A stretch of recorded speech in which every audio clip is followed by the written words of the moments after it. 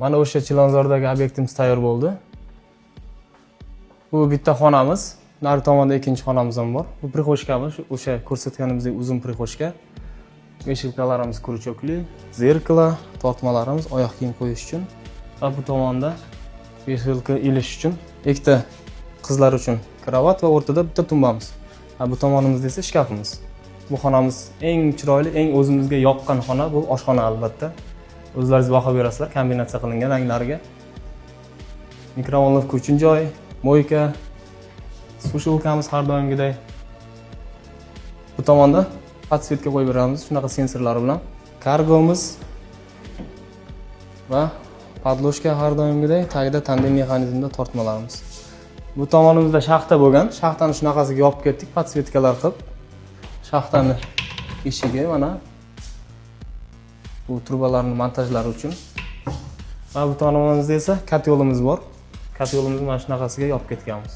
Spalnimiz bu tomoniga televizor qo'yiladi, tagiga pod TV.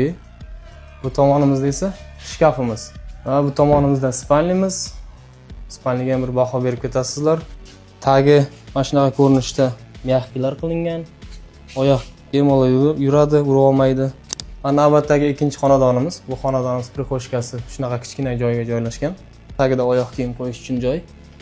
Bu xonamiz navbatdagi xonamiz, detskiy xonamiz. Ikkala xonadon почти bir xil, faqat prixoshkasida farqi bor. Aytganimdek, o'zimga yoqqan oshxonamiz. Bu oshxonamiz ham bir xil, ikkita kvartira bir xil joylashgan, hamma proyektlari ham, xuddi shunday oshxonasi ham hamma joyi bir xil. Va bu tomoniga mana shunaqasiga 45 gradusda kesib, ularni mana shunaqa chiroyli qilib chiqarib berdik. Bu narsamiz ham aslida dizayn bu vid berish maqsadida qilingan. Va bu xonamiz spalnimiz. Hali bu ikkala kvartirada ham to'liq ishlar bitmagan, eshiklari qo'yilmagan, hali bir ikkita mayda-chuyda ishlari bor. Ularga ahamiyat bermaysizlar. Самое главное, biz mebelimizni chiroyli, mijozni rozi qilgan holatda topshirdik. Bu xonamiz o'sha spalni, bir xil, xuddi shu narigi xonadaqa bir xil spalnimiz. O'zgarish mana shu burchakda o'zgarish bo'lgan.